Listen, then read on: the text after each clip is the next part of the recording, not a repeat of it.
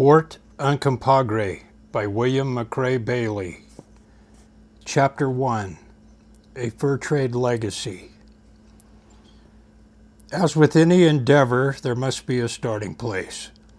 Great adventures are embarked upon by men of vision and ambition, regardless of their magnitude or relative insignificance.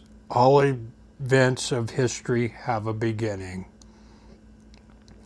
In the case of this study, the event would become known as the American Fur Trade. 15 to 20 years of American history that were shaped by courage and determination. American voices rang out on the prairies and in the mountain valleys of the West, calling for trade of their merchandise with the American Indian and beaver trappers of these regions. An essential figure of frontier merchandising in the lower Rocky Mountain region of the far west was a French-American named Antoine Robidoux. He would develop a family-sponsored empire, complete with castles, one of which is to be the subject of this work, the Uncompahgre Post of Antoine Robidoux. His beginnings stem from his lineage.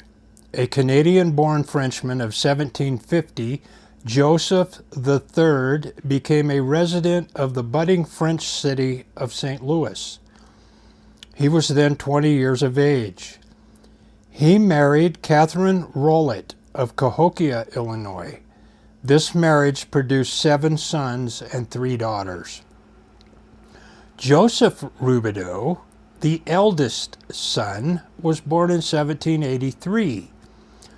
Joseph would serve as the catalyst for the family business after the death of his father, Joseph Robidoux III, in 1809.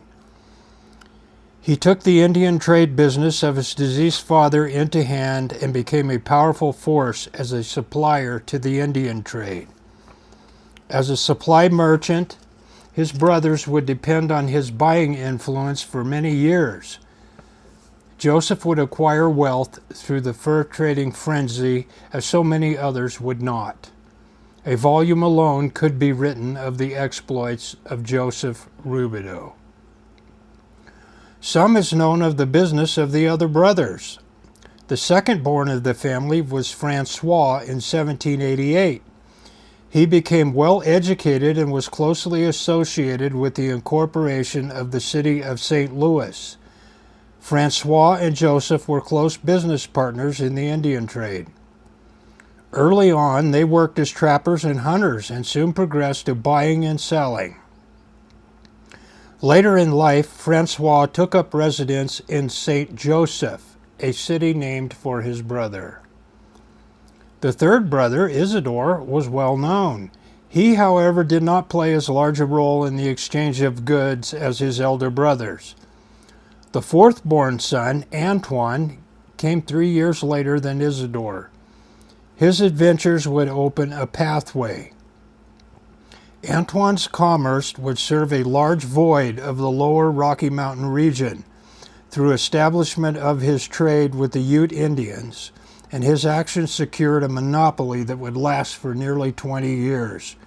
He was a very intelligent man. His political motivations would guide him to political office in New Mexico.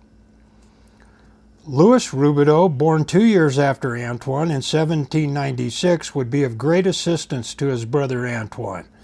His deep involvement in the Santa Fe trade began with his naturalization as a New Mexican citizen on the same day as his brother Antoine. The paperwork was completed in Santa Fe, July 16, 1823. The youngest son of the family was born in 1798. His name was Michael Robidoux. He was active in the Santa Fe trade, but not to the extent of the elder brothers. He traveled the West and became famous as a survivor of an Indian massacre in the Gila River country. Case in point, Michael, James Ohio Patty, and one other were the only survivors of a party attacked by Papago Indians. There were 3 girls also born to the family, a Marguerite, in 1790, Eulalie in 1800, and Marie Pelagi in 1802. Another son had been born of Joseph and Catherine in 1786. His name was also Louis, with a different spelling, but he died in infancy. A St. Louis trading concern known as the American Fur Company provided goods for sale to the Robidoux. In the account ledgers, these records can be found. Volume after volume show the sale of goods for the Indian trade on the frontier. Nearly every customer bears the surname of a Frenchman. The supply port to the Western expansionism, St. Louis was a French city. The early spelling of the name Robidoux, without the X, Robidou, is actually the proper. The flourish of the pens of Joseph and Francois led an X look to the end of the name, hence the spelling Robidoux with an X. All spellings of the name in American Fur Company records are entered with the X ending. New Mexico achieved independence from Spain in 1821. The lifting of this burden would end the sanction of American businessmen 2 years prior to Antoine Robidoux's naturalization.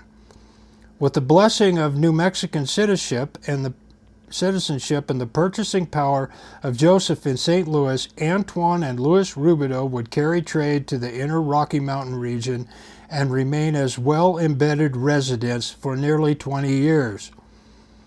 Robidoux's relationship with the Ute Indians was very favorable. He would provide nearly exclusive supply of goods to the western slope bands as well as trappers of the area. The Rocky Mountain fur trade has been considered by historians to envelop the rendezvous years 1825 to 1840, a mere 15-year period of American history. Robidoux would actively trade all of these years and even extend beyond the heyday by an additional 4 years. The operations of his posts in the field were among the most long-lived of any trader of the era. The 2 posts he constructed north of Santa Fe served as his houses of profit. The importance of these posts in serving a large geographical gap of the mountain region is comparable to cornering the market in commodities. Antoine, by his intelligent decision to place his installations on the west side of the Continental Divide, eliminated much of the threat of direct competition from other companies. Only one incident would challenge his arrangement with the Western Utes. On one occasion, Bent and St. Vrain sent a caravan of goods into Ute lands with the intent to capture a portion of the trade. They were not warmly received. The Indians sent them away and urged them not to return. The Ute resolve would soften in later years, but without damage to the Robidoux enterprise. In the late years of the beaver trade, other posts would be constructed in the region by competitors, but Antoine's years of establishment allowed his operations to survive. It is possible that he might even have provided contraband merchandise to these other posts. Much remains unclear or unknown of Robidoux's business dealings. In most cases, written records were not kept. The nature of some of his trade most possibly could have been considered clandestine, and secrecy doesn't breed good record keeping. Joseph Robidoux, acting as supplier for the family business, was linked by correspondence transactions to the notorious New Orleans pirate Jean Lafitte. Lafitte shipped goods to Joseph that made their way to St. Louis.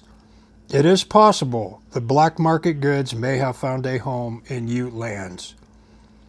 Of the discernible details, however, it is possible to set the importance of the Uncompahgre post of Antoine Robidoux in its historical place.